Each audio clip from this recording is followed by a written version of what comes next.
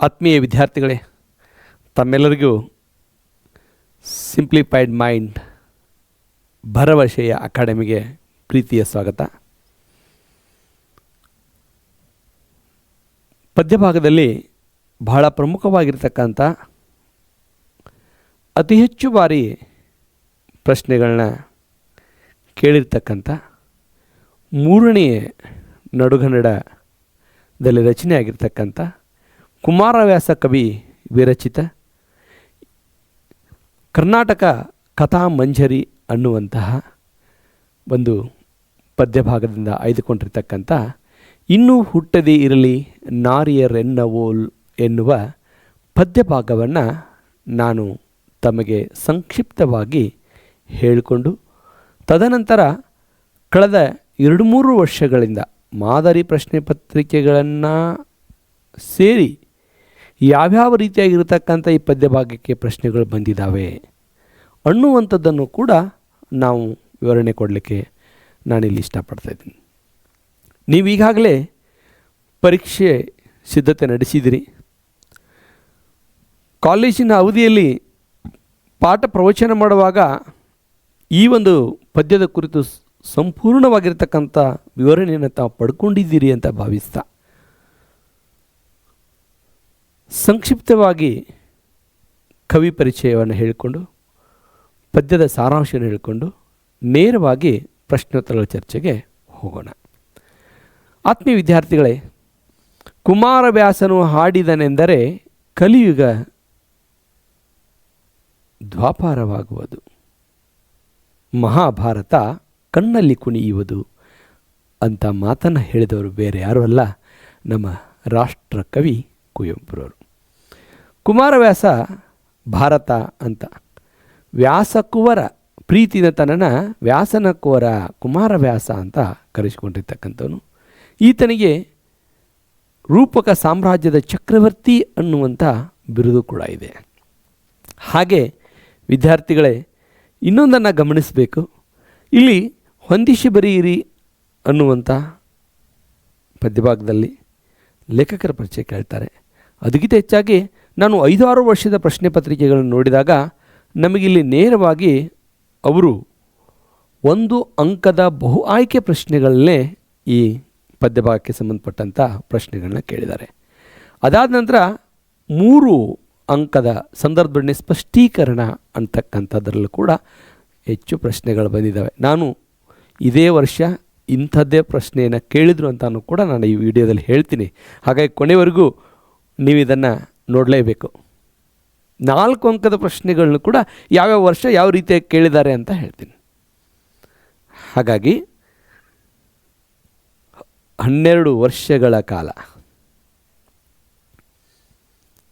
ವನವಾಸವನ್ನು ಮುಗಿಸಿ ಪಾಂಡವರು 1 ವರ್ಷಗಳ ಕಾಲ ಅಜ್ಞಾತವಾಸವನ್ನು ವಿರಾಟ ರಾಜನ ಆಸ್ಥಾನದಲ್ಲಿ ಕಳಿಬೇಕಾದಂಥ ಸಂದರ್ಭ ಬಂದಾಗ 5 ಪಾಂಡವರು ಬೇರೆ ಬೇರೆ ಹೆಸರಿನಿಂದ, ಯಾಕಂದರೆ ಅಜ್ಞಾತವಾಸ, ಅಜ್ಞಾತ ಅಂದರೆ ತಿಳಿದಿರ್ತಕ್ಕಂಥದ್ದು, ಅಜ್ಞಾತ ಅಂದರೆ ತಿಳಿಯದೇ ಇರ್ತಕ್ಕಂಥದ್ದು. ತಿಳಿಯದೇ ಇರ್ತಕ್ಕಂಥ ಯಾರಿಗೆ ತಿಳಿಬಾರ್ದು? ನಾವು ಎಲ್ಲಿದ್ದೀವಿ ಅಂತ ಕೌರವರಿಗೆ ಗೊತ್ತಾಗಬಾರ್ದು. ಒಂದು ವೇಳೆ ಗೊತ್ತಾದರೆ ಏನಾಗತ್ತೆ? ಮತ್ತೆ 12 ವರ್ಷಗಳ ಕಾಲ ವನವಾಸ ಬೇಕಾಗತ್ತೆ. ಹಾಗಾಗಿ ಇಲ್ಲಿ ಧರ್ಮರಾಯ, ಭೀಮ, ಅರ್ಜುನ, ನಕುಲ, ಸಹದೇವ ಮತ್ತು 5 ಹೆಂಡತಿಯಾಗಿರ್ತಕ್ಕಂಥ ದ್ರೌಪದಿ, ಅವಳು ವಿರಾಟ ರಾಜನ ಆಸ್ಥಾನದಲ್ಲಿ ವಿರಾಟ ರಾಜನ ಹೆಂಡತಿಯ ಒಂದು ಕೇಶ ಅಲಂಕಾರವನ್ನು ಮಾಡ್ತಕ್ಕಂಥ ಸುಧೇಷ್ಟಿ ಎನ್ನುವಂಥವಳು ವಿರಾಟ ರಾಜನ ಹೆಂಡತಿ. ಸೈರೇಂದ್ರಿ ಎನ್ನುವಂಥ ಹೆಸರಿನಲ್ಲಿ ದ್ರೌಪದಿ ಏನು ಮಾಡ್ತಾಳೆ? ಅಲ್ಲಿ ಕೆಲಸಗಾರ ಆಗ್ತಾಳೆ. ಹಾಗೆ ಸುಧೇಷ್ಟಿಯ ತಮ್ಮನಾಗಿರ್ತಕ್ಕಂಥ ಕೀಚಕ, ಇವನು ವಿರಾಟ ರಾಜನ ಸೇನಾಪತಿಯೂ ಹೌದು, ದಂಡನಾಯಕನಾಗಿದ್ದ. 101 ಜನ ಉಪಕೀಚಕರಿದ್ದರು, ಭಾಳ ಬಲಿಷ್ಠನೂ ಆಗಿದ್ದ. ಸುಂದರವತಿಯಾಗಿರ್ತಕ್ಕಂಥ ದ್ರೌಪದಿಯ ಮೇಲೆ ಮೋಹ ಆಗತ್ತೆ. ಅವಳನ್ನ ಒಲಿಸ್ಕೊಳ್ಬೇಕು ಅಂತ ಪ್ರಯತ್ನ ಪಡ್ತಾನೆ. ಆಗದೇ ಇದ್ದಾಗ ಅವಳನ್ನು ಒದ್ದು ಅವಮಾನಿಸ್ತಾನೆ. ಆ ಅವಮಾನವನ್ನು ನಾನು ಯಾರಿಗೆ ಹೇಳಲಿ, ಯಾರ ಮುಂದೆ ಹೇಳಲಿ? 5 ಗಂಡಂದಿರಲ್ಲಿ ಒಬ್ಬೊಬ್ಬರಿಗೆ ಒಂದೊಂದು ರೀತಿಯಾಗಿರ್ತಕ್ಕಂಥದ್ದು ಹೇಳಬೇಕು. ಧರ್ಮರಾಯನಿಗೆ ಕೂಗಿ ಹೇಳೋಕ್ಕಾಗಲ್ಲ, ವಿನಯತೆಂದರೆ ಹೇಳಬೇಕು. ಸೂಕ್ಷ್ಮ ಧರ್ಮ ಪರಿಪಾಲಕನು. ಹಾಗಾಗಿ ಮೊದಲೇ ಪದ್ಯದಲ್ಲಿ ಹೇಳ್ತಾರೆ, ಆರಿಗೆ ಉಸುರುವೆ ನಾರ ಸಾರುವೆ, ನಾರಿಗೆ ಒರಲುವೆ ಇನ್ನಾರಿಗೆ ಅರಹುವೆ, ಇನ್ನಾರ ಬೇಡವೆ ನಕಟ, ಹೆಂಗಸ ಜನ್ಮವನ ಸುಡಲಿ. ಘೋರ ಪಾತಕಿ ಎನ್ನವೋಲ್ ಮುನ್ನಾರು ನವೆದವರುಂಟೆ. ಇಲ್ಲಿ ಹೆಂಗಸು ಜನ್ಮವನ್ನು ಸುಡಲಿ ಅನ್ನುವಂಥದ್ದು ಈ ಪ್ರಶ್ನೆಯನ್ನು ನಿಮಗೆ ಸಂದರ್ಭದೊಡನೆ ಸ್ಪಷ್ಟೀಕರಣ ಸಂದರ್ಭದಲ್ಲಿ ಕೇಳಿದ್ದಾರೆ. ಹೆಂಗಸು ಜನ್ಮವನ್ನು ಸುಡಲಿ, ಇಲ್ಲಿ ಸಂದರ್ಭದ ಸ್ಪಷ್ಟೀಕರಣ ಬರೆಯುವಂಥ ಸಂದರ್ಭದಲ್ಲಿ ನಾವು ಮುಖ್ಯವಾಗಿ ಏನು ಗಮನಿಸಬೇಕು ಅಂತಂದರೆ, ನಮಗೆ ಆಯ್ಕೆ ಯಾವ ಪದ್ಯದಿಂದ ಆಯ್ಕೊಂಡಿದ್ದೀವಿ, ಲೇಖಕರ ಹೆಸರೇನು, ಆಯ್ಕೆ, ಸಂದರ್ಭ ಯಾವಾಗ ಹೇಳಿದರು, ಕೀಚಕನಿಂದ ಅಪಮಾನಿತಗೊಂಡಿರ್ತಕ್ಕಂಥ ದ್ರೌಪದಿ ನನ್ನ ನೋವನ್ನು ಯಾರಿಗೆ ಹೇಳಲಿ ಅಂತ ತನ್ನ ಮನಸ್ಸೊಗತ್ತಲ್ಲಿ ಹೇಳಿಕೊಳ್ಳುವಾಗ ಈ ಹೆಂಗಸ ಜನ್ಮವೇ ಬೇಡ ಅಂತ, ಹೆಂಗಸ ಜನ್ಮವಾಗಿ ಹುಟ್ಟೋದು ಬೇಡ ಅನ್ನುವಂಥ ಸಂದರ್ಭದಲ್ಲಿ ಹೇಳ್ತಾಳೆ ಅಂತೇಳಿ ಕೆಳಗಡೆ ವಿವರಣೆಯನ್ನು ಬರೀಬೇಕು. ಹಾಗಾದರೆ ಯಾರಿಗೆ ಹೇಳಬೇಕು ಅನ್ಕೋತಾಳೆ ಅವಳು? ಯಮಸುತಂಗರಹುವನೇ ಧರ್ಮಕ್ಷಮೆಯ ಗರ ಹೊಡೆದಿಹನು, ಮಮತೆಯುಳ್ಳವನೆಂಬನು ಪಾರ್ಥನು ತಮ್ಮಣ್ಣನ ಆಜ್ಞೆಯಲ್ಲಿ ಭ್ರಮಿತನಾಗಿಹನು. ರಮಣರಿವರು ನಾಯಿ ಕೊಲ್ಲಲು ಅಕ್ಷಮರು, ನಿಸ್ಸಂದೇಹವೆಂದಳು ತನ್ನ ಮನದೊಳಗೆ. ನೋಡಿ ಹೇಳ್ತಾರೆ, ಯಾರಿಗೆ ಹೇಳಬೇಕು? ಯಮಸುತ ಅಂತಂದರೆ ಧರ್ಮರಾಯ. ಯಮಸುತ ಅಂತಂದರೆ ಧರ್ಮರಾಯ. ಯಮಸುತಂಗರಹುವನೇ, ಇದು ಕೂಡ 3 ಮಾರ್ಕ್ ಕ್ವಶನ್ ಆಗಿ ಬಂದದ. ಇದು ಕೂಡ 3 ಮಾರ್ಕ್ ಅಂದರೆ ಸಂದರ್ಭದ ಸ್ಪಷ್ಟೀಕರಣದಲ್ಲಿ ಬಂದದ. ಯಮಸುತ ಅಂದರೆ ಧರ್ಮರಾಯ. ಯಮಸುತಂಗ ಅರಹುವನೇ, ಅರಹು ಅಂದರೆ ಯಮಸುತಂಗೆ ತಿಳಿಸಿ ಹೇಳೇನು? ಧರ್ಮಕ್ಷಮೆಯ ಗರ ಹೊಡೆದನು. ಗರ ಅಂತಂದರೆ ಗರ ಗ್ರಹ ತತ್ಸಂಪದ ಬಗ್ಗೆ ಕೇಳ್ತಾರೆ. ಗರ ಅಂದರೆ ದೆವ್ವ, ಅವನಿಗೆ ಧರ್ಮಕ್ಷಮೆಯ ದೆವ್ವ, ಬರೇ ಕ್ಷಮೆ ಮಾಡಿ. ಇನ್ನು ಪಾರ್ಥ ಅಂದರೆ ಅರ್ಜುನ. ಅರ್ಜುನನಿಗೆ ಹೇಳಬೇಕು ಅಂತಂದರೆ ಅಣ್ಣನ ಆಜ್ಞೆಯಲ್ಲಿ ಭ್ರಮಿತನಾಗಿಹನು.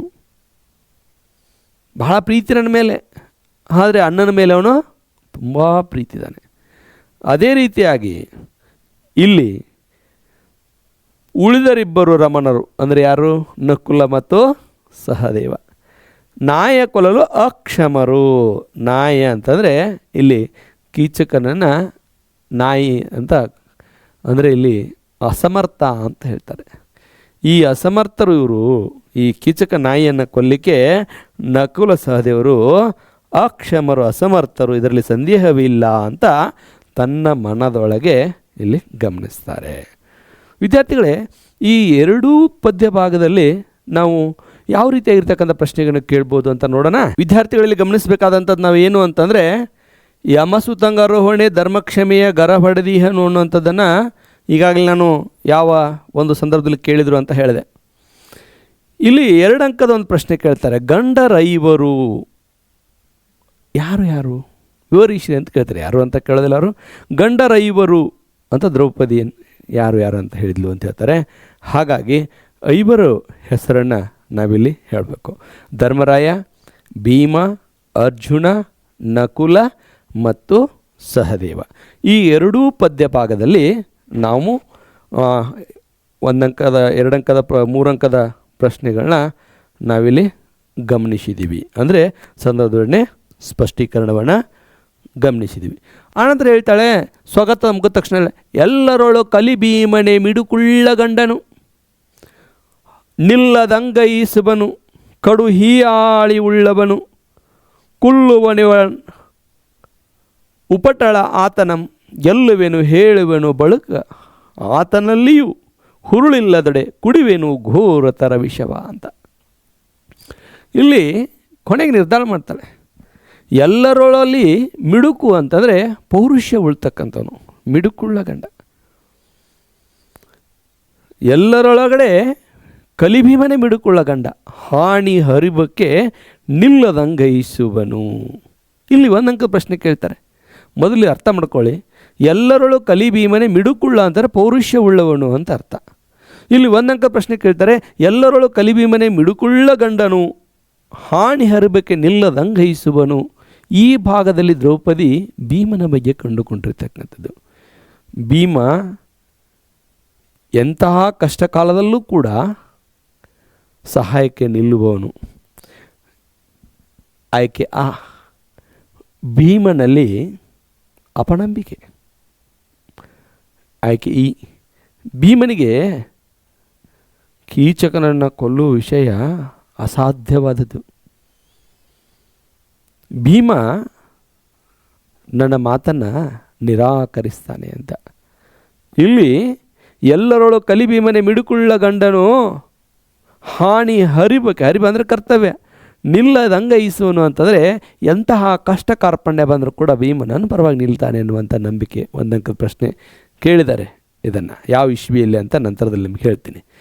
ಇದನ್ನು ಕೂಡ ಅಂದರೆ ನಿಮಗೆ ಇಲ್ಲಿ ಹಾಟ್ ಕ್ವಶನ್ ಅಂತ ಕೇಳ್ತೀವಲ್ಲ, ಈ ಥರ ಇಲ್ಲಿವರೆಗೆ ನಿಮಗೆ ಕೊಟ್ಟು ಇದನ್ನು ಹಾಟ್ ಕ್ವಶನ್, ಇದರಲ್ಲಿ ದ್ರೌಪದಿಯ ಒಂದು ವಿಚಾರ ಏನು ಅನ್ನುವಂಥದ್ದನ್ನು ಕೇಳ್ತಾರೆ. ಹಾಟ್ ಕ್ವಶನಲ್ಲಿ ಕೇಳ್ತಾರೆ, ಬಹು ಆಯ್ಕೆ ಪ್ರಶ್ನೆಯಲ್ಲಿ ಕೇಳಿದ್ದಾರೆ. ಅವನಲ್ಲೂ ಕೂಡ ಹುರುಳು ಇಲ್ಲ ಅಂತ ಅಂದ್ಕೊಂಡ್ರೆ ನಾನು ಘೋರತರ ವಿಷವ ಕುಡಿದು ನಾನು ಪ್ರಾಣವನ್ನು ಬಿಡ್ತೀನಿ.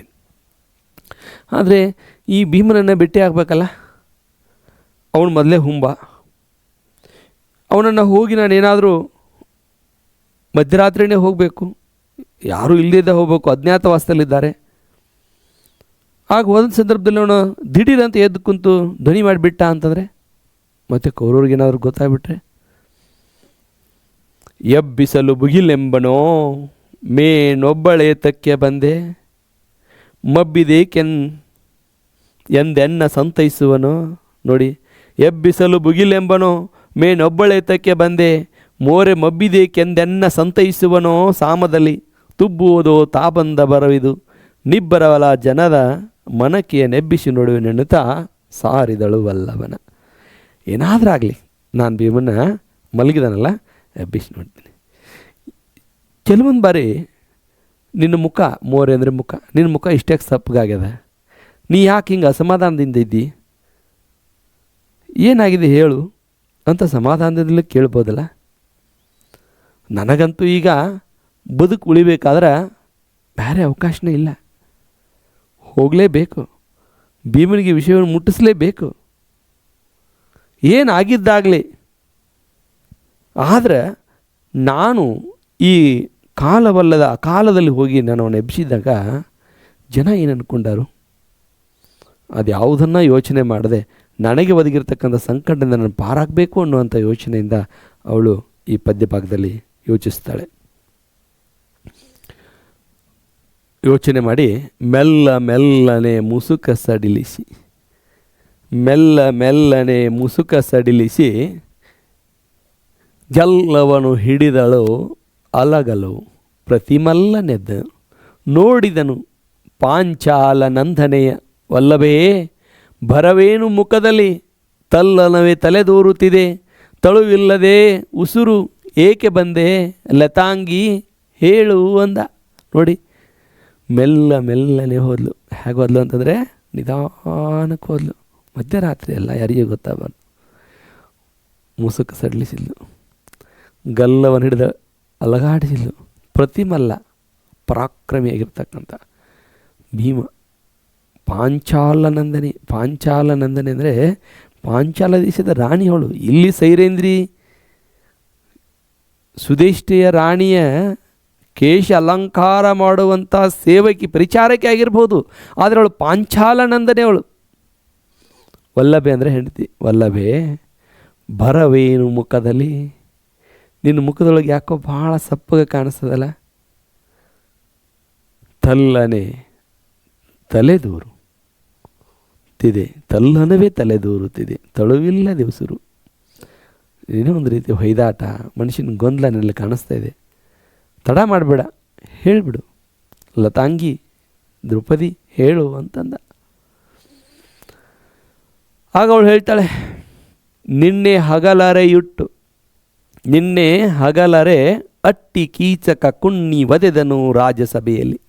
ನಿನ್ನ ವಂದಿಗರಿರಲು ಪರಿಭವವು ಉಚಿತವೇ ತನಗೆ. ಎನ್ನವ ಬೆಂಬಿಳಿಯ ಬಿಡ ನಾನಿನ್ನು ಬದುಕುವಳಲ್ಲ ಪಾತಕ. ನಿನ್ನ ತಾಗದೆ ಮಾನದೆನಲ್ ಭೀಮ ಕತಿಗೊಂಡನು. ಇಲ್ಲಿ ಶಬ್ದಶಾರ್ಥ ನೋಡ್ಕೊಳ್ಳಿ. ಹಗಲ್ ಅರೆ ಅಟ್ಟಿ ಅಂದರೆ ಬೆನ್ನತ್ತಿ ಅಂತ, ಕೀಚಕನನ್ನು ಕುಣ್ಣಿ ಅಂತ ಕರಿತಾರೆ, ನಾಯಿ ಮರಿ ಅಂತಾರೆ. ಕೀಚಕ ಕುಣ್ಣಿ, ಆಗಿನ ಸಂದರ್ಭದಲ್ಲೂ ಹೆಣ್ಮಕ್ಳು ಹಿಂಗೆ ಬೈತಿದ್ರು ಅಂತ, ನಾಯಿ ಅಂತ. ರಾಜ್ಯಸಭೆಯಲ್ಲಿ ನಿನ್ನ ವಂದಿಗರು ಅಂದರೆ ನಿನ್ನ ಬೇಕಾದಂಥ ಅಭಿಮಾನಿಗಳಿದ್ರು. ಪರಿಭವ, ಸೋಲು, ಅವಮಾನ. ಉಚಿತ ಅಂದರೆ ಯೋಗ್ಯ. ಆ ಒಂದು ಅವಮಾನ ಆಗೋದು ಉಚಿತವೇ ತನಗೆ. ಎನ್ನವ ಬೆಂಬಳಿ, ಅವನನ್ನು ಬಿಡೋದಿಲ್ಲವ. ಬೆಂಬಳಿ ಅಂದರೆ ಬೆನ್ನು ಬಿಡೋದಿಲ್ಲವ. ಇನ್ನು ನಾ ಬದುಕೋದು ಇಲ್ಲ.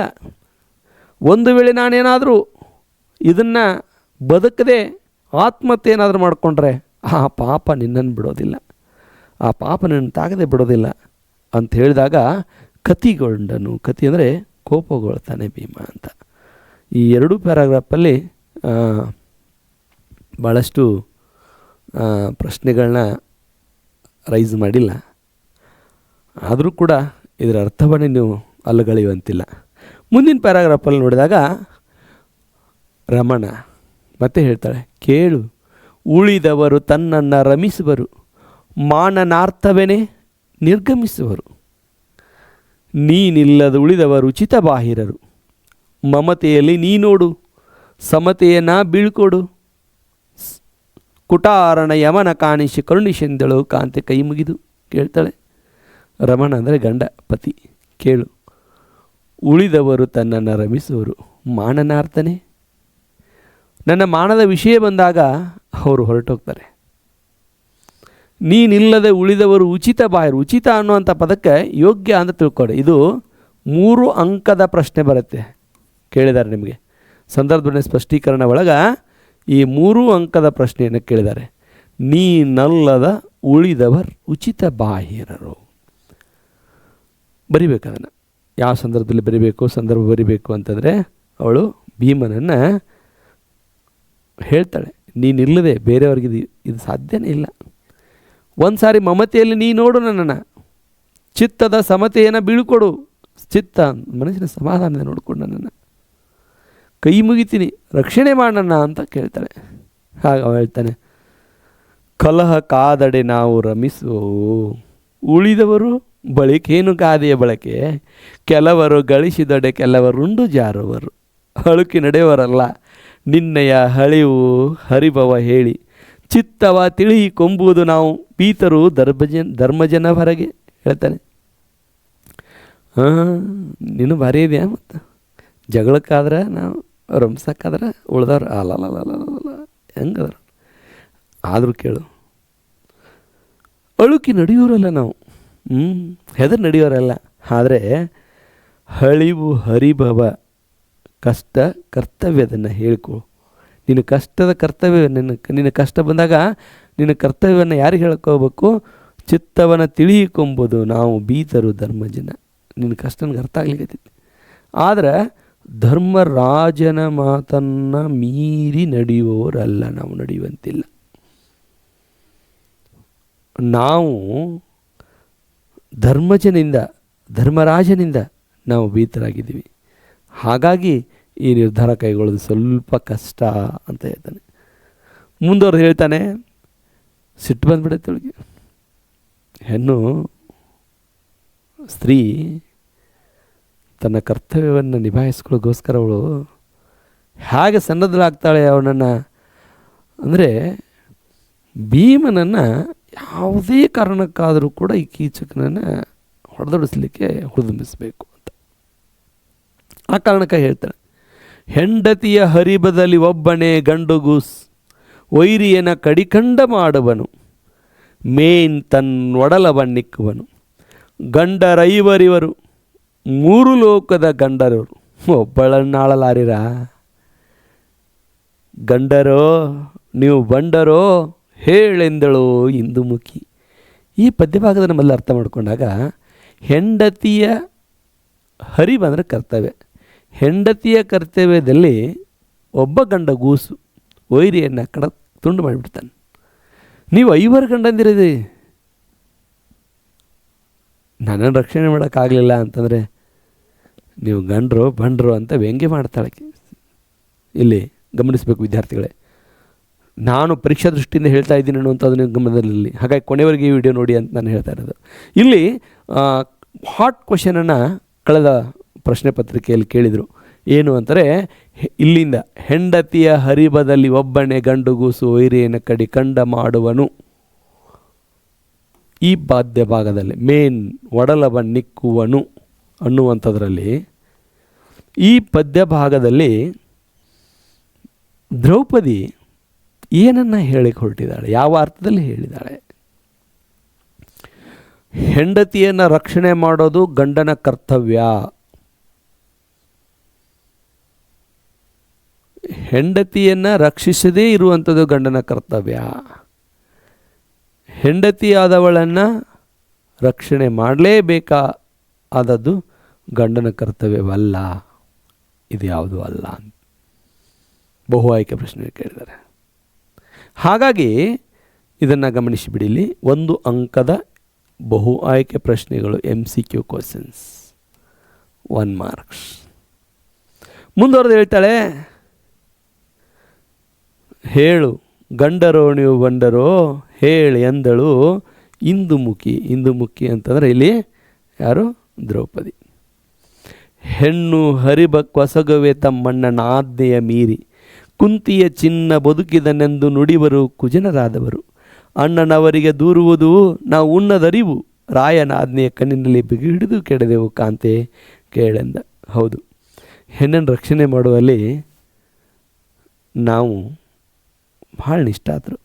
ಆದರೆ ಅಣ್ಣನ ಆಜ್ಞೆಯನ್ನು ಮೀರಿ ಈ ಹೆಣ್ಣಿಗೋಸ್ಕರ ಕುಂತಿ ಮಕ್ಕಳು ಮತ್ತು 12 ವರ್ಷ ವನವಾಸ ಮಾಡುವಂಥ ಪರಿಸ್ಥಿತಿ ಬಂತಲ್ಲ ಅಂತ ಜನ ಮಾತಾಡಬಾರ್ದು. ಆ ಕಾರಣಕ್ಕಾಗಿ ಅಣ್ಣನಿಗೆ ಒಂದು ಮಾತು ಹೇಳು.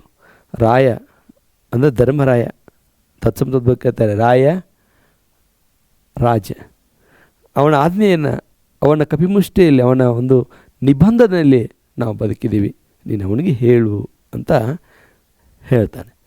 ಆಗ ಆಕೆ ಹೇಳ್ತಾಳೆ, ಇನ್ನು ಹುಟ್ಟದೇ ಇರಲಿ ನಾರಿಯರೆನ್ನಬೋಲು ಬಂಗಿತರು ಭುವನದೊಳ್ಳಿನ್ ಜನಿಸಲ್ಬೇಡ, ಗಂಡರು ಭೀಮಸನ್ನಿಬರು ಎನ್ನಬೋಲ್ ಪಾಂಡವರೋಲ್ ಸಂಪನ್ನ ದುಃಖಿಗಳಾರ್ ನವೆದವರು ಮುನ್ನಿನವರೊಳಗೆಂದು ದ್ರೌಪದಿ ಹಿರಿದು ಹಲುಬಿದಳು ಹೇಳ್ತಾರೆ. ಇದು ಭಾಳ ಮುಖ್ಯವಾಗಿರ್ತಕ್ಕಂಥದ್ದು. 3 ಅಂಕದ ಪ್ರಶ್ನೆ ಕೇಳ್ತಾರೆ ಇಲ್ಲಿ, ಸಂದರ್ಭ ಸ್ಪಷ್ಟೀಕರಣ. ಇನ್ನು ಹುಟ್ಟದೇ ಇರಲಿ ನಾರಿಯರ್ ಎನ್ನವೋಲ್ ಕೇಳಿದ್ದಾರೆ.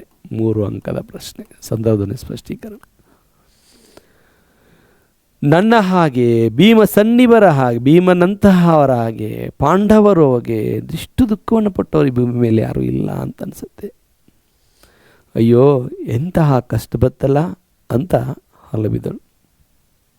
ಮುಂದಿಂದು ಭಾರಿ ಮುಖ್ಯವಾಗಿರ್ತಕ್ಕಂಥ ಈ ಪದ್ಯ ಭಾಗ, ವೆರಿ ಇಂಪಾರ್ಟೆಂಟ್ ಅಂತ ಹಾಕ್ಕೊಂಡೇ ಬಿಡಿ. ಸುಮಾರು 2-3 ವರ್ಷದ ಪ್ರಶ್ನೆ ಪತ್ರಿಕೆಗಳನ್ನ ನಾವು ತೆಗೆದು ನೋಡಿದಾಗ ಕನಿಷ್ಠ ಬಾರಿ ಒಂದು 3-4 ಬಾರಿ ಈ ಪ್ರಶ್ನೆ ಪುನಃ ಬಂದಂಥದ್ದು. ಆ ಪ್ರಶ್ನೆ ಯಾವುದು ಅಂತಂದರೆ, ದ್ರೌಪದಿ ಅವಮಾನಕ್ಕೊಳಗಾದ 3 ಪ್ರಸಂಗಗಳನ್ನು ವಿವರಿಸಿರಿ ಅಂತ. 4 ಮಾರ್ಕ್ಸ್. ಇದು 4 ಅಂಕದ ಪ್ರಶ್ನೆ. ದ್ರೌಪದಿ ಅವಮಾನಕ್ಕೊಳಗಾದ 3 ಪ್ರಸಂಗಗಳು. ಆಗ ಅವಳು ಮುಂದೆ ಗೆಳೆಸಿದ ಪಾಪಿ ಕೌರವನು ಅಂದು, ಮುಂದೆಲ್ಲ ವಿಡಿದ ಸೈಂಧವ ಬಂದು, ಬಳಿಕ ಅರಣ್ಯವಾಸದೊಳ್ ಎನ್ನನ್ನೆಳೆದೊಯ್ದ. ಇಂದು ಈ ಕೀಚಕ ನಾಯಿ ಕಾಲಲ್ಲಿ ನೊಂದೆ ನಾನಿ 3 ಬಾರಿಯ ಬಂದ ಭಂಗವೇ ಸಾಕೆನ್ನುತ್ತಾ ಬಸವಳಿದಳು ಇಂದುಮುಖಿ. ಇಲ್ಲಿ ಭಾಳ ಇಂಪಾರ್ಟೆಂಟು. ನಾನು ಅವಳು ಅವಮಾನ ಪಟ್ಟಿರ್ತಕ್ಕಂಥ ಭಾಳ ಸಂಕ್ಷಿಪ್ತ ಒಂದು ಪದ್ಯದಲ್ಲಿ 3 ವಿಚಾರಗಳನ್ನ ಹೇಳ್ತಾನೆ ಕುಮಾರವ್ಯಾಸ. ಅಂದು ಧರ್ಮರಾಯ ಪಗಡೆ ಆಟದಲ್ಲಿ ಸೋತಂಥ ಸಂದರ್ಭದಲ್ಲಿ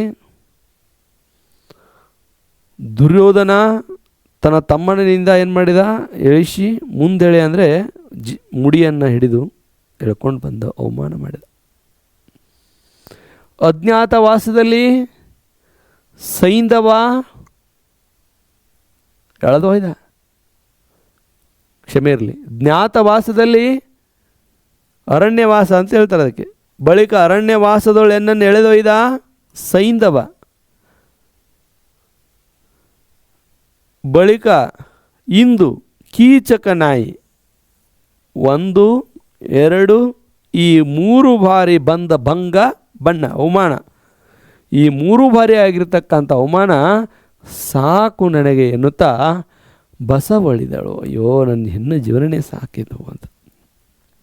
ವಿದ್ಯಾರ್ಥಿಗಳು ನಮ್ಗೆ ಗಮನಿಸಿ, ಭಾರೀ ಮುಖ್ಯವಾಗಿರ್ತಕ್ಕಂಥ ಪ್ರಶ್ನೆ. ಒಟ್ಟಾರೆಯಾಗಿ ಈ ಒಂದು ಇನ್ನು ಹುಟ್ಟಲ್ಲಿ ನಾರೇ ರೆಣ್ಣವಲ್ ಅಂತಕ್ಕಂಥ ಪದ್ಯ ಭಾಗದಲ್ಲಿ ಒಟ್ಟು 7 ಅಂಕದ ಪ್ರಶ್ನೆಗಳು ಬರ್ತವೆ. 4 ಅಂಕದ ಪ್ರಶ್ನೆಯನ್ನು ಭಾಳಷ್ಟು ಬಾರಿಕೆ ಇರ್ತಕ್ಕಂಥ ಇದನ್ನು ಹೇಳಿದ್ದೀನಿ. ಮುಂದುವರೆದು ನೋಡಿದಾಗ, ಕಾಲಯಮ ಕೆರಳಿದಡೆ ಮುರಿವೆಳೆಚ್ಚಾಳತನದಲ್ಲಿ ಒಬ್ಬಳನ್ನು ಅಳಲಾರಿರ ಪಾಪಿಗಳಿರ ಅಪಕೀರ್ತಿಗಳಿರ ತೋಳ ಹೊರೆ ನಿಮಗೇಕೆ ಭೂಮಿ ಪಾಲ ವಂಶದಳು ಉದಿಸಲೇತಕ್ಕೆ ಕೂಳ್ಗೇಡಿಗಂಡೊಳಲ ಹೊರೆವಿರಿ ಅಂದಳು ಇಂದುಮುಖಿ. ಹೇಳ್ತಾಳೆ, ಕಾಲಯಮ ಕೆರಳಿದರೆ ಮುರಿವೆಳೆಚ್ಚಾಳದಳ. ಕಾಲಯಮ ಮನಸ್ಸು ಮಾಡಿದರೆ ಒಂದು ಕ್ಷಣದಾಗೆಲ್ಲ ನಾಶ ಮಾಡಿ ಹೋಗ್ತೀರಿ. ಆದರೆ ಇಂಥ ಶೌರ್ಯ, ಯಾಕಂದರೆ ಧರ್ಮರಾಯ ಧರ್ಮಶಾಸ್ತ್ರ ಪ್ರವೀಣ ಆಗಿರ್ತಕ್ಕಂಥವನು, ಅರ್ಜುನ ಬಿಲ್ವಿದ್ಯೆ ಪ್ರವೀಣ ಆಗಿರ್ತಕ್ಕಂಥವನು, ನಕುಲ ಸಹದೇವರು ಪ್ರಾಣಿ ಸಾಕಾಣಿಕೆಯನ್ನು ಮಾಡುವಂಥದ್ರಲ್ಲಿ ವಿಶಿಷ್ಟವಾಗಿರ್ತಕ್ಕಂಥವರಾಗಿದ್ದರು. ಭೀಮ ಅಂತೂ ಬಹಳ ಬಲಶಾಲಿ. ನೀವು 5 ವಿಶಿಷ್ಟವಾಗಿರ್ತಕ್ಕಂಥವ್ರು, ನಿಮಗ್ಯಾಕೆ ಈ ತೋಳಹೊರೆ, ಈ ಭುಜಬಲ ನಿಮಗೇಕೆ? ಭೂಮಿಪಾಲ ವಂಶ, ಭೂಮಿಪಾಲ ಅಂತಂದರೆ ನೀವು ರಾಜ ಪಾಂಡು ವಂಶನ ಪುತ್ರರು. ನೀವ್ಯಾಕೆ ರಾಜವಂಶದಲ್ಲಿ ಹುಟ್ಟಿದಿರಿ? ಈ ಭೂಮಿ ಮೇಲೆ ನೀವು ಕೂಳ್ಗೇಡಿಗಂಡೊಳಲ್ ಹೊರೆವಿರಿ. ಕೂಳು ನಾನಾರ್ಥಕ್ಕೆ ಕೇಳ್ತಾರೆ, ಅನ್ನ ಆಹಾರ. ಕೂಳ್ಗೇಡಿಗಂಡ್ ಒಳಲ್ ಹೊರೆಯುವಿರಿ, ಭೂಮಿ ಮೇಲೆ ಯಾಕೆ ಭಾಳ ಹಾಕಿದ್ವಿ ಅಂತೀವಿ. ಸ್ವಲ್ಪ ಭೀಮನಿಗೆ ಕೋಪವನ್ನು ಏರಿಸ್ಬೇಕಂತ ಮಾಡ್ತಾರೆ. ಎಣಲು ಕಂಬನಿ ದುಂಬಿದನು ಕಡು ನೆನೆದ ಅಂತಃಕರಣ ರೋಷದ ಗಣತೆ ಹೆಚ್ಚಿತು. ಭೀಮನಿಗೆ ಕಣಲ್ಲಿರು ಹಗೆಗಳನ್ನು ಹಿಂಡಿದನು, ಮನದೊಳಗೆ ತನು ಪುಳಕಬ್ಬರಿಸಿತು. ಮೆಲ್ಲನೆ ವನಿತೆಯನ್ನು ತೆಗೆದಪ್ಪಿದನು, ಕಂಬನಿದೊಳೆದನು ಶರಗಿನಲ್ಲಿ ಕಲಿ ಭೀಮಮಾನಿಯೇ. ಅವಳಿಗೆ ಆಗ ಕಂಬನಿ ತುಂಬಿತು. ಅಂತಃಕರಣ ಅವಳ ಕಷ್ಟವನ್ನು ಅರ್ಥ ಮಾಡಿಕೊಂಡ, ಗಣತೆ ಹೆಚ್ಚಿತು. ಹಗೆಗಳನ್ನು, ಹಗೆ ಅಂದರೆ ದ್ವೇಷ, ದ್ವೇಷಗಳನ್ನು ತನ್ನ ಮನಸ್ಸಿನೊಳಗಡೆ ಮರು ಹಾಕಿದ. ಯಾಕಂದರೆ ಕೌರವರು ಇವ್ರನ್ನ ನಾಶ ಮಾಡಬೇಕು ಅಂತ ಅರಿಗಿನ ಮನೆಗೆ ಬೆಂಕಿ ಹಚ್ಚಿದ್ರು. ಭೀಮನಿಗೆ ಕಡಲಿನಲ್ಲೇ ಸಮುದ್ರದಲ್ಲೇ ವಿಷ ಕಡಿಲಿ ಅಂತೇಳಿ ಹಾವು ಅಂತ ಇಂಥದ್ದು ಬೇರೆ ಬೇರೆ ಘಟನೆಗಳೆಲ್ಲದಾವೆ. ಆ ಎಲ್ಲ ಇವುಗಳು ಕೂಡ ಅವನಿಗೆ ಮರು ನೆನಪಿಸಿಕೊಂಡು ಆ ಕೋಪವನ್ನು ಅವನ ಮನದೊಳಗಡೆ ಹಿಂಡದು. ಹಿಂಡು ನನ್ನ ಹತ್ರ ಕೇಳ್ತಾರೆ, ಗುಂಪು ಅಂತ ಬರುತ್ತೆ, ಹಾಲನ್ನು ಕರೆ ಅಂತ ಬರುತ್ತೆ. ಮನದೊಳಗಡೆ ಹಿಂಡಿದ. ತನು ಅಂದರೆ ದೇಹ ಪುಳಕ ಅಬ್ಬರಿಸಿತು, ರೋಮಾಂಚನಗೊಂಡ್ರೆ ಬೇರೆ ಅರ್ಥ ಕಲ್ಪಿಸ್ಕೊಳ್ಬಿಡ್ರಿ, ರೋಷದ ರೋಮಾಂಚನ. ಸರಿ ನಾವು ನೋಡೋಣ ಅಂತ ವನಿತೆ ಬಿಗಿದಪ್ಪಿಕೊಂಡ. ಕಂಬಣಿಯನ್ನು, ಕಂಬಣಿ ಭಾಳ ಸಾರಿ ಕೇಳಿದಾರೆ ಈ ಪದವನ್ನು ಬಿಡಿಸಿ ಬರೀರಿ ಅಂತ. ಕಣ್ ಪ್ಲಸ್ ಪನಿ, ಕಂಬಣಿ. ಆಗ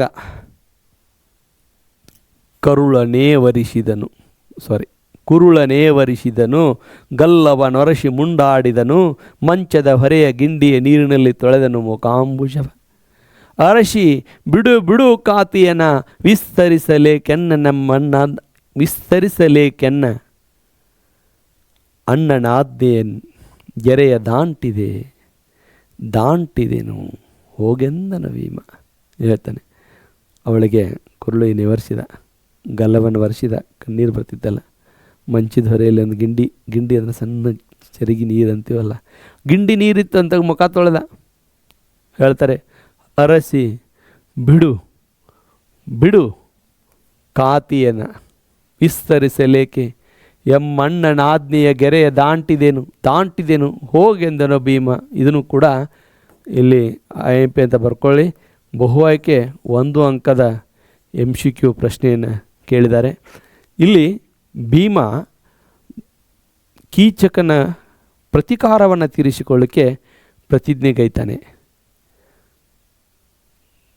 ಆ ರೀತಿ ಆಯ್ಕೆಗಳನ್ನ ಕೊಡ್ತಾರೆ. ಆಯ್ಕೆಗಳಿಂದ ಅಂತ ಕೊನೆಗೆ ನಾನೊಂದು ಸಾರಿ ಚರ್ಚೆ ಮಾಡ್ತೀನಿ. ಆದರೆ ನೆನಪಿಟ್ಕೊಂಬಿಡಿ, ಇದು ಬಹು ಆಯ್ಕೆಯಲ್ಲಿ ಹಾಟ್ ಕ್ವಶನಲ್ಲಿ ಬಂದಿರತಕ್ಕಂಥದ್ದು. ಹೋಗ್ಬಿಡಿ ನೀನು, ಅಣ್ಣನ ಆಜ್ಞೆಯನ್ನು ನಾನು ಮೀರಿದೆ. ಬಸುರ ಬಗೆವನು ಕೀಚಕನು ನಸುಮಿಸಿಕಿದೊಡೆ, ವೈರಾಟ ವಂಶದ ಹೆಸರ ತೊಡೆವನು ನಮ್ಮನ್ನರಿದೊಡೆ, ಕೌರವ ರುಜವ ಕುಸುರಿದರಿವೆನು ಭೀಮ, ಕಷ್ಟವನೆಸಗಿದನು ಹಾ ಎಂದರಾದೊಡೆ, ಮುಸುಡನ ಮರಾದ್ರಿಯಲ್ಲಿ ತೇವನು ದೇವ ಸಂತತಿಯನ. ಬಿಟ್ಬಿಡು. ಬಸುರ ಅಂದರೆ ಹೊಟ್ಟೆ. ಬಸುರ ಬಗೆವನು ಕೀಚಕನು ನಸುಮಿಸುಕಿದೊಡೆ.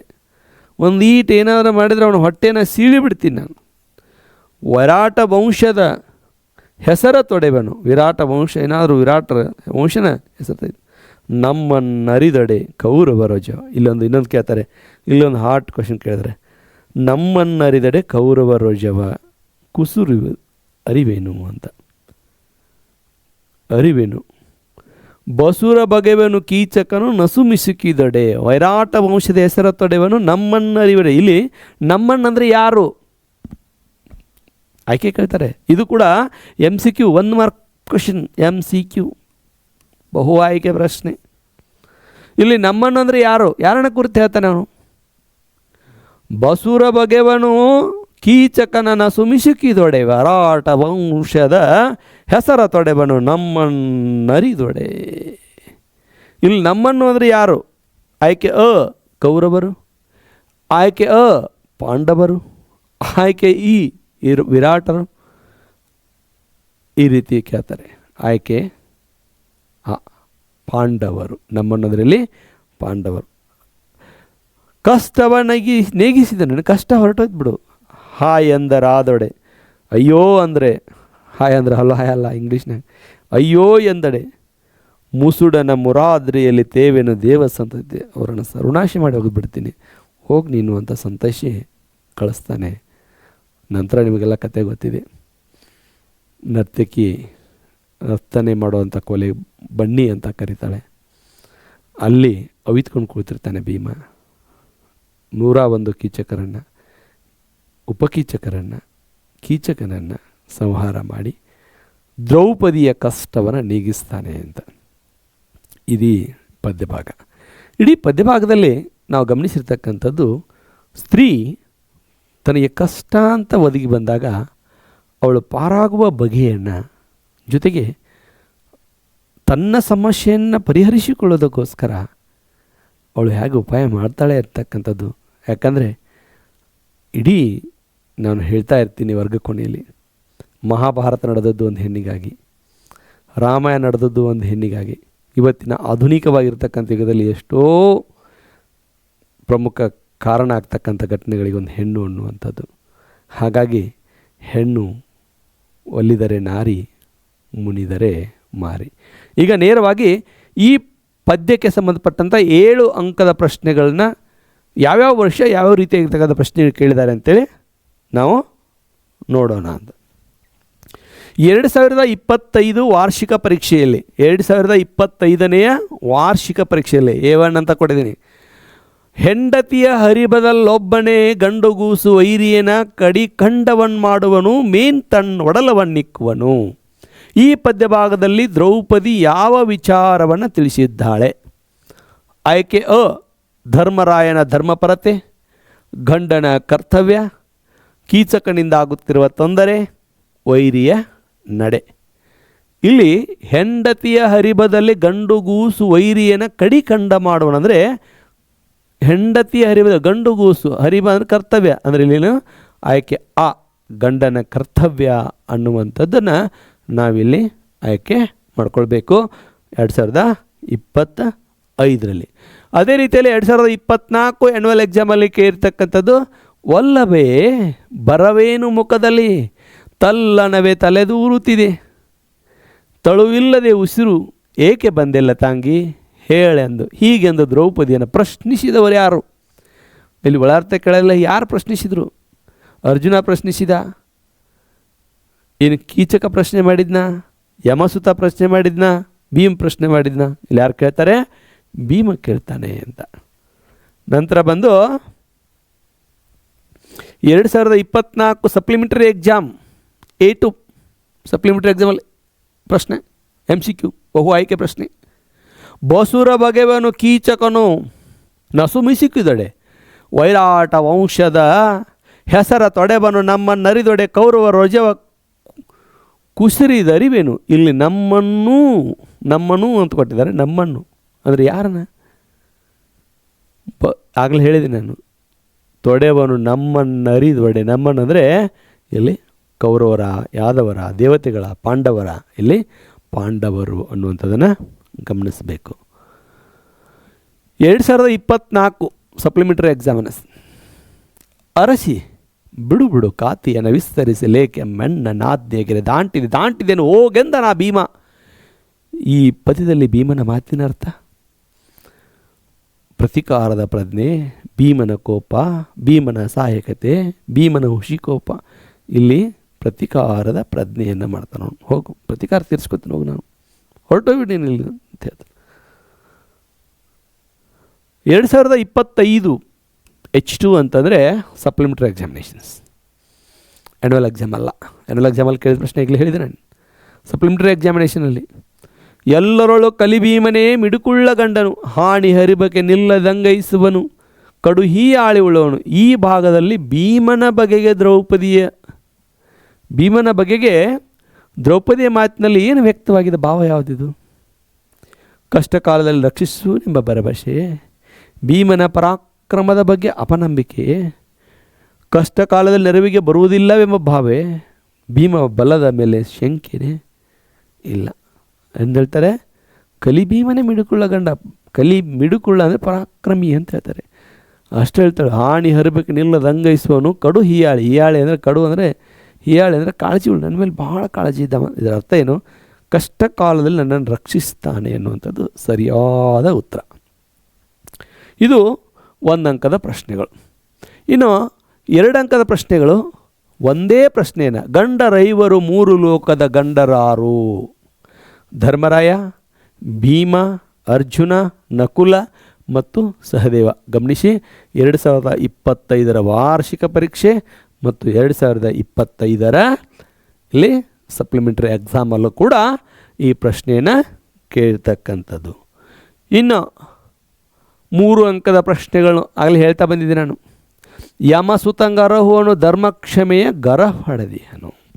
ಇಲ್ಲಿ ಭಾಳ ಸ್ಪಷ್ಟವಾಗಿ ತಿಳ್ಕೊಳ್ಳಿ. 3 ಅಂಕ ಹೇಗೆ ನಿಮಗೆ ಸಂದರ್ಭದ ಸ್ಪಷ್ಟೀಕರಣ ವಿವರಣೆ ಆಗತ್ತೆ ಅಂತಂದರೆ, ಮೊದಲಿಗೆ ಬರೀಬೇಕಾಗಿದ್ದು ನೀವು ಆಯ್ಕೆ, ಆ ನಂತರ ಸಂದರ್ಭ, ಆಮೇಲೆ ವಿವರಣೆ ಅಂತ ಹೇಳ್ತೀವಿ, ಅಥವಾ ನಾವು ಸ್ವಾರಸ್ಯ ಅಂತ ಕರಿತೀವಿ. ಹೌದು, ಸಂದರ್ಭದ ವಿವರಣೆ ಮುಂದದನ್ನು ಬೆಳವಣಿಗೆ ಅಂತ. ಇಲ್ಲಿ ಆಯ್ಕೆ ಮತ್ತು ಸಂದರ್ಭಕ್ಕೆ 1 ಅಂಕ ಕೊಡ್ತೀವಿ. ಅದನ್ನೇನು ನಾವು ಸ್ವಾರಸ್ಯವನ್ನು ಬರೆದಿರ್ತೀವಲ್ಲ ಅದಕ್ಕೆ 2 ಅಂಕ ಕೊಡ್ತೀವಿ. ಇಲ್ಲಿ 3 ಅಂಕದ ಪ್ರಶ್ನೆ ಇದು. ಇಲ್ಲಿ ಏನು ಮಾಡಬೇಕು? ಯಮಸುತಂಗರಹುವನೇ ಧರ್ಮಕ್ಷಮೆಯ ಒಡೆದಿಹೆನು. ಇಲ್ಲಿ ನಾವು ಗಮನಿಸಬೇಕಾದೇನು? ಕುಮಾರವ್ಯಾಸನು ಕವಿಯು ಬರೆದ ಕರ್ನಾಟ ಭಾರತ ಕಥಾಮಂಜರಿ, ಕುಮಾರವ್ಯಾಸ ಭಾರತ ಅಥವಾ ಗದುಗಿನ ಭಾರತ, ಯಾವುದಾದ್ರು ಒಂದು ಬರೀರಿ. ಕರ್ನಾಟ ಭಾರತ ಕಥಾಮಂಜರಿ, ಕರ್ನಾಟಕ ಬರಿಬೇಡಿ, ಕಥಾಮಂಜರಿ ಪದ್ಯಭಾಗದ ಕಾವ್ಯದಿಂದ ಇನ್ನೂ ಹುಟ್ಟದೇ ಇರಲಿ ಎನ್ನವಲು ಅನ್ನುವಂಥ ಪದ್ಯಭಾಗದಿಂದ ಪ್ರಸ್ತುತ ವಾಕ್ಯವನ್ನು ಆಯ್ದುಕೊಳ್ಳಲಾಗಿದೆ. ದ್ರೌಪದಿಯು ತನ್ನ ಕಷ್ಟವನ್ನು ಯಾರ ಬಳಿ ಹೇಳಿಕೊಳ್ಳಲಿ ಎನ್ನುವಂಥ ಸಂದರ್ಭದಲ್ಲಿ, ಇದನ್ನು ಸಂಕ್ಷಿಪ್ತಕರ ಬಿಡಬೇಕು ಸಂದರ್ಭ, ದ್ರೌಪದಿಯು ಧರ್ಮರಾಯನಿಗೆ ತನ್ನ ಕಷ್ಟವನ್ನು ಹೇಳಿಕೊಂಡರೆ ಅದರ ಫಲಿತಾಂಶ ಏನಾದೀತು ಎಂದು ಸ್ವಗತದಲ್ಲಿ ಹೇಳಿಕೊಳ್ಳುವಾಗ ಕೆಳಬರ್ರಿ ಈ ಮೇಲಿನ ವಾಕ್ಯವನ್ನು. ಕೀಚಕನಿಂದ ಅವಮಾನಿತಳಾಗಿರತಕ್ಕಂತಹ ದ್ರೌಪದಿ ಅರ್ಜುನನಿಗೆ ಹೇಳಬೇಕು ಅಂದರೆ ಅಣ್ಣನಾಜ್ಞೆಯಲ್ಲಿ ಭ್ರಮಿತನಾಗಿದ್ದಾನೆ. ನಕುಲ ಸಹದೇವರು ಈ ಕೀಚಕನ ಕೊಲ್ಲಿಕ್ಕೆ ಅಸಮರ್ಥರು. ಧರ್ಮರಾಯನಿಗೆ ಈ ವಿಷಯವನ್ನು ಹೇಳಿದರೆ ಅವನು ಧರ್ಮಕ್ಷಮೆಯ ಗರ ಹೊಡೆದಿದೆ ಅವನಿಗೆ ಎನ್ನುವಾಗ ಈ ಮಾತನ್ನು ಹೇಳ್ತಾಳೆ. ಆ ವಾಕ್ಯವನ್ನು ಗಿರಿ ಹೇಳಿರಿ, 3 ಅಂಕ ಸಿಗುತ್ತೆ ನಿಮಗೆ. ಇದನ್ನು 2024 ವಾರ್ಷಿಕ ಪರೀಕ್ಷೆಯಲ್ಲಿ ಕೇಳಿರ್ತಕ್ಕಂಥದ್ದು. ಯಮಸುತಂಗರವಣಿ ಧರ್ಮಕ್ಷಮೆಯ ಗರ ಹೊಡೆದಿ. ಇದೇ ರೀತಿಯಾಗಿ ಇನ್ನು ಹುಟ್ಟದೇ ಇರಲಿ ನಾರಿಯರೆಣ್ಣ ಓಲ್ 2024 A3, 2024 A1 ಅಂದರೆ ವಾರ್ಷಿಕ ಪರೀಕ್ಷೆಯಲ್ಲಿ ಕೂಡ ಮತ್ತು ಸಪ್ಲಿಮೆಂಟ್ರಿ ಪರೀಕ್ಷೆಯಲ್ಲಿ ಕೂಡ ಕೇಳಿದ್ದಾರೆ. ಇಲ್ಲಿ ಯಾವಾಗ ಹೇಳ್ತಾಳೆ ಭೀಮ ಸಹಾಯ ಮಾಡಲಿಕ್ಕೆ ಸಾಧ್ಯ ಇಲ್ಲ ಏನೋ ಅನ್ನುವಂಥ ಸ್ಥಿತಿ ಬಂದಾಗ, ನನ್ನಂಥ ಹೆಣ್ಣು ಜನ್ಮ ಈ ಭೂಮಿ ಮೇಲೆ ಹುಟ್ಟದೇ ಇರಲಿ, ಇನ್ನು ಹುಟ್ಟದೆ ನಾರಿಯರೆಣ್ಣ ಓಲ್, ಓಲ್ ಅಂದರೆ ಅಂತೆ, ಇನ್ನು ನನ್ನಂತಹ ಸ್ತ್ರೀ ಅಂತೆ ಇನ್ಯಾರು ಹುಟ್ಟದಿರಲಿ ಅಂತ ಸ್ವಗತ್ತಲ್ಲಿ ಹೇಳಿಕೊಳ್ಳುವಾಗ ಈ ಮಾತನ್ನು ಹೇಳ್ತಾಳೆ. ಕೆಳಗೆ ವಿವರಣೆ ಬರೆಯುವಾಗ ಬರೀರಿ, ಸ್ವಾರಸ್ಯ ಬರೆಯುವಾಗ ಬರೀರಿ. ಇನ್ನೂ ಸ್ವಲ್ಪ ನಮಗೆ ಸ್ಪಷ್ಟತೆ ಬೇಕು ಅಂತಂದರೆ ಕೊನೆಗೆ ಒಂದು ಲೈನಲ್ಲಿ ಕನ್ಕ್ಲೂಸಿಂಗ್ ಟೈಪ್ ಸ್ವಾರಸ್ಯವನ್ನು ಇನ್ನೂ ನೀಟಾಗಿ ಬರೀಬೋದು. ಸಂಪೂರ್ಣವಾಗಿ ನಮಗೆ ಅರ್ಥ ನೋಡಿ, ಇಡೀ ಪದ್ಯ ಸಂಪೂರ್ಣವಾಗಿ ನಮ್ಗೆ ಅರ್ಥ ಆಗಿಬಿಟ್ಟಿತ್ತು ಅಂತಂದರೆ ಹೆದರಿಕೆನೇ ಇಲ್ಲ ರೀ, ಯಾಕಾದರೂ ಬರಿಬೋದು ನಾವು.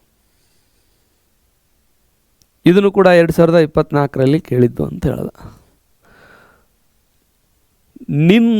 ನೀನಲ್ಲದೆ ಉಳಿದವರು ಉಚಿತ ಬಾಹಿರರು, ಇದು 2024 ಸಪ್ಲಿಮೆಂಟರಿ ಎಕ್ಸಾಮಲ್ಲಿ ಕೇಳಿರ್ತಕ್ಕಂಥದ್ದು. ಭೀಮನನ್ನು ಮನ ಪರಿವರ್ತನೆ ಮಾಡೋ ಸಂದರ್ಭ ಹೇಳ್ತಾಳೆ, ಈ ಕೀಚಕನ ವಧೆ ಮಾಡಲಿಕ್ಕೆ ನೀನಲ್ಲದೆ ಬೇರೆಯವರು ಯಾರಿಂದಲೂ ಸಾಧ್ಯವಲ್ಲ ಮತ್ತು ಅದು ಯೋಗ್ಯರು ಅಲ್ಲ, ನೀನೇ ಯೋಗ್ಯ. ಆ ನಿರ್ಧಾರವನ್ನು ಅವನಿಗೆ ಕಾನ್ಫಿಡೆಂಟ್ ಕೊಡ್ತಾಳೆ. ಅವನಿಗೆ ನೀನು ಯೋಗ್ಯ, ನೀನು ಕಾನ್ಫಿಡೆಂಟ್, ಭಾಳ ಆತ್ಮವಿಶ್ವಾಸನೆ ಇರ್ತಾಳೆ, ನೀನೇ ಯೋಗ್ಯ ಇದು ಅಂತ. ಇದನ್ನು 2024 ಸಪ್ಲಿಮೆಂಟರಿ ಎಕ್ಸಾಮಲ್ಲಿ ಕೇಳಿರ್ತಕ್ಕಂಥದ್ದು. 2025 3 ಬಾರಿ ಪರೀಕ್ಷೆ ನಡೆಸಿದರು. 2025ನೇ ಇಸ್ವಿಯಲ್ಲಿ 3ನೇ ಬಾರಿ ಪರೀಕ್ಷೆ ನಡೆದಾಗ H3 ಅಂತ ಕೊಟ್ಟರು. ಇದೊಂದು ಭಾಳ ಪ್ರಥಮ ಬಾರಿಗೆ 2025ರಲ್ಲಿ 3 ಬಾರಿ PUC ಪರೀಕ್ಷೆಯನ್ನು ಇಲಾಖೆ ಪಡೆದುಕೊಂಡಿತು. ಇದರಿಂದ ಬಹಳಷ್ಟು ವಿದ್ಯಾರ್ಥಿಗಳಿಗೆ ಸಹಾಯ ಆಯಿತು. ಇರಲಿ, ಕಲಿ ಭೀಮನೇ ಮಿಡುಕುಳ್ಳ ಗಂಡನು. ಇಲ್ಲಿ ಆಯ್ಕೆ ಗೊತ್ತು, ಪುನಃ ಹೇಳೋದು ಬೇಡ, ಸಂದರ್ಭ ಹೇಳ್ತೀನಿ. ಡಿಸೈಡ್ ಮಾಡ್ತಾಳೆ, ತನ್ನ ಸ್ವಗತದಲ್ಲಿ ಹೇಳ್ತಾಳೆ, ಧರ್ಮರಾಯನಿಗೆ ಧರ್ಮದ ಕ್ಷಮೆಯ ಗರ ಹೊಡೆದಿದೆ, ಅರ್ಜುನನು ಅಣ್ಣನಾಜ್ಞೆಯಲ್ಲಿ ಭ್ರಮಿತನಾಗಿದ್ದಾನೆ, ನಕುಲ ಸಹದೇವರು ಈ ಕೀಚಕ ನಾಯಿಯನ್ನು ಕೊಲ್ಲಿಕ್ಕೆ ಅಸಮರ್ಥರಿದ್ದಾರೆ. ಇನ್ನು ಭಾಳ ಪೌರುಷ ಉಳ್ಳವನು, ಕಡು ಹಿಯಾಳಿ ಉಳ್ಳವನು, ಕಾಳಜಿ ಉಳ್ಳವನು ಯಾರಾದರೂ ಇದ್ದರೆ ಅದು ಯಾರೋ ಭೀಮನ ಬಗ್ಗೆ ಹೇಳುವ ಕಲಿ ಭೀಮನೆ ಮಿಡುಕೊಳ್ಳ ವಾಚನದಲ್ಲೇ ಇದೆ, ಉತ್ತರನಲ್ಲೇ ಇದೆ ರೀ. ಯಾರಿಗೆ ಹೇಳಬೇಕು ಅಂತ ನಿರ್ಧಾರ ಮಾಡುವಾಗ ಕೊನೆಯ ನಿರ್ಧಾರ ತೆಗೆದುಕೊಂಡಿರ್ತಕ್ಕಂಥದ್ದನ್ನು ಅವಳು ಭೀಮನಿಗೆ ಹೇಳಬೇಕು ಅನ್ನೋ ಸಂದರ್ಭದಲ್ಲಿ ಬರೀತಾಳೆ. 3 ಅಂಕದ ಪ್ರಶ್ನೆ. ಇನ್ನು ಆಗಲೇ ಹೇಳಿದೆ ನಾನು ಪದ್ಯಭಾಗವನ್ನು ಹೇಳುವಾಗ, ದ್ರೌಪದಿಯ ಅವಮಾನಕ್ಕೊಳಗಾದ 3 ಪ್ರಸಂಗಗಳನ್ನ ವಿವರಿಸಿರಿ. 2024 ಮೇನ್ ಎಕ್ಸಾಮಲ್ಲಿ ಕೇಳಿದರು.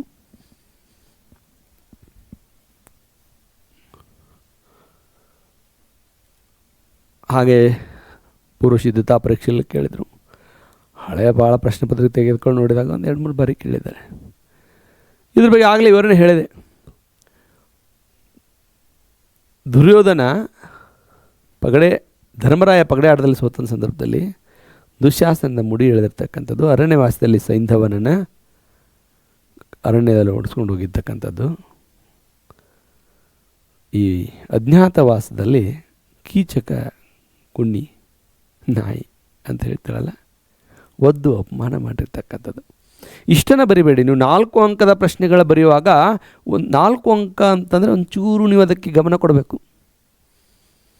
ವಿಸ್ತರಿಸಿ ಬರಬೇಕು. ನಿಮ್ಮ ಭಾಷೆಯಲ್ಲಿ ಬರವಣಿಗೆ ಭಾಳ ಮುಖ್ಯ. ಇಲ್ಲಿ ಯಾವಾಗ 4 ಅಂಕದ ಪ್ರಶ್ನೆ ಬರುತ್ತಲ್ಲ, ಆ 4 ಅಂಕದ ಪ್ರಶ್ನೆ ಒಳಗಾಗಿರ್ಬೋದು, ಪ್ರಬಂಧ ಒಳಗಾಗಿರ್ಬೋದು, ಪತ್ರಲೇಖನ ಒಳಗಾಗಿರಬಹುದು, ನಿಮ್ಮ ಬರವಣಿಗೆಯ ಭಾಷಾ ಶೈಲಿ, ಭಾಷೆಯ ಮೇಲೆ ನಿಮ್ಮ ಹಿಡಿತ, ವಸ್ತುಸ್ಥಿತಿಯನ್ನು ಬಿಟ್ಟು ಹೋಗದೆ, ವಿಷಯಾಂತರವಾಗದೆ, ವಿಷಯವನ್ನು ಇಟ್ಟುಕೊಂಡು ನೀವು 4 ಅಂಕದ ಪ್ರಶ್ನೆಗಳು ಉತ್ತರಿಸಬೇಕು. ದ್ರೌಪದಿ ಅವಮಾನಕ್ಕೊಳಗಾದ 3 ಪ್ರಸಂಗಗಳು ಹೇಳಿದ್ನಲ್ಲ, ಅದನ್ನು ಸ್ವಲ್ಪ ವಿವರಣಾತ್ಮಕವಾಗಿ ಬರೀರಿ. 5-6 ವಾಕ್ಯ ಅಂತ ಹೇಳ್ತಾರೆ. ಭಾಳಷ್ಟು ಜನ ಅರ್ಧ ಪೇಜ್ ಬರಿಬೇಕೇನ್ರಿ, ಒಂದು ಪುಟ ಪೂರ್ಣ ಬರಿಬೇಕೇನ್ರಿ. ನಮಗೆ ಮೌಲ್ಯಮಾಪಕಕ್ಕೆ ಬೇಕಾಗಿರ್ತಕ್ಕಂಥದ್ದು ನೀವು ಅರ್ಥೈಸಿಕೊಂಡಿದ್ದೀರಾ, ಗ್ರಹಿಸಿಕೊಂಡಿದ್ದೀರಾ, ಎಷ್ಟರ ಮಟ್ಟಿಗೆ ನೀವು ಆ ಪಾಠವನ್ನು, ಆ ಪದ್ಯವನ್ನು ನಿಮ್ಮ ಅರ್ಥ ಮಾಡ್ಕೊಂಡಿದ್ದೀರಾ ಅನ್ನುವಂಥದ್ದು ನಮಗೆ ಮುಖ್ಯ ಆಗುತ್ತೆ ವಿದ್ಯಾರ್ಥಿಗಳೇ. ಮುಂದಿನ ಪ್ರಶ್ನೆಗೆ ಹೋಗೋಣ. 4 ಅಂಕದ್ದು, ತನಗೊದಗಿದ ಸಂಕಟವನ್ನು ಹೇಳಿಕೊಳ್ಳುವ ದ್ರೌಪದಿಯ ಸ್ವಗತದ ನುಡಿಗಳು ಅಂತ ಹೇಳ್ತಾರೆ. ಇದು 2024 E2 ಸಪ್ಲಿಮೆಂಟರಿ ಎಕ್ಸಾಮಲ್ಲಿ ಇದನ್ನು ಕೇಳ್ತಕ್ಕಂಥದ್ದು. ಇಲ್ಲಿ ಸ್ವಗತದ ನುಡಿಗಳು ಅಂತಂದಾಗ ಆಗಲೇ ನಾವು ನೋಡಿದಾಗ ಇಲ್ಲಿ 3 ಅಂಶಗಳು ಹೇಳಿದಾಗ, 1 2ನೇದು ಸೈಂಧವ, 3ನೇದು ಕೀಚಕ, ಇಲ್ಲಿ ಕೌರವರಿಂದ ಆಗಿರ್ತಕ್ಕಂಥ ಅವಮಾನ. ಇಲ್ಲಿ ಆಗಲ್ಲ. ತನಗೊದಗಿದ ಸಂಕಟವನ್ನು ಹೇಳಿಕೊಳ್ಳುವಂಥ ದ್ರೌಪದಿಯ ಸ್ವಗತ ನುಡಿಗಳು ಅವಳು ಮೊದಲಿಂದ ಹೇಳ್ಕೊತಾಳೆ. ಯಾರಿಗೆ ಉಸುರುವೆ, ಯಾರಿಗೆ ಹೇಳಿವೆ, ಯಾರಿಗೆ ಬರಲಿವೆ, ಯಾರಿಗೆ ಹೇಳಿ ನಾನು? ಧರ್ಮರಾಯನಿಗೆ ಹೇಳ, ಧರ್ಮಕ್ಷಮೆಗರಣ.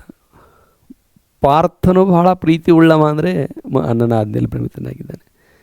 ನಕುಲ ಸಹದೇವರು, ಇನ್ನು ಮಿಡುಕುಳ್ಳ ಗಂಡ ಹಾನಿ ಹರಿಬೇಕು ಹೆಂಗೈಸ್ತಾನೆ. ಈ ಅಂಶವನ್ನು ತೆಗೆದುಕೊಂಡು ಈ ಪ್ರಶ್ನೆಗೆ ಉತ್ತರ ಕೊಡಿ. 4 ಅಂಕದ ಪ್ರಶ್ನೆ ಬರುತ್ತೆ. ದ್ರೌಪದಿ ಅವಮಾನಕ್ಕೊಳಗಾದ 3 ಪ್ರಸಂಗಗಳು ಇಲ್ಲಿ ಹೇಳಿದಾಗಲೇ 2025 A1 ಆ್ಯನ್ಯುವಲ್ ಎಕ್ಸಾಮಲ್ಲಿ, 2025 ಸಪ್ಲಿಮೆಂಟ್ರಿ ಎಕ್ಸಾಮಲ್ಲಿ, 2024 ಸಪ್ಲಿಮೆಂಟ್ರಿ ಎಕ್ಸಾಮಲ್ಲಿ ನೋಡ್ರಿ.